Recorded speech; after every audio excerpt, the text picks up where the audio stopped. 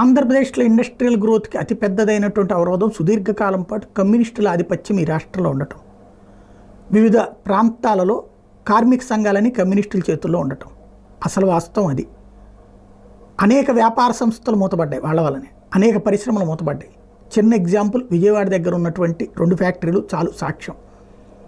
తాడేపల్లిలో ఉన్నటువంటి cement factory కావచ్చు, విజయవాడలో ఇప్పుడు లోటస్ పాండ్ ఉన్నటువంటి లోటస్ ఏరియా ఉన్నటువంటి ప్రాంతంలో ఉండేటువంటి ఒకప్పటి సిమెంట్ ఫ్యాక్టరీ కావచ్చు, అట్లాగే అనేక మందుల కంపెనీలు ఉండే, అన్నీ మూతపడ్డాయి.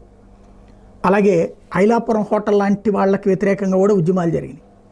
అసలు బెజవాడ రౌడీజం ప్రారంభమైందే కమ్యూనిస్టుల యొక్క ఉద్యమాల ఫలితంగా.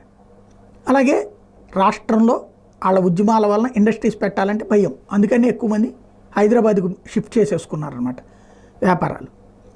సరే, అది చంద్రబాబు గారు ఆ టైంలో వాళ్ళకి అవకాశం కల్పించడం, ఇదంతా కూడా నడిచింది.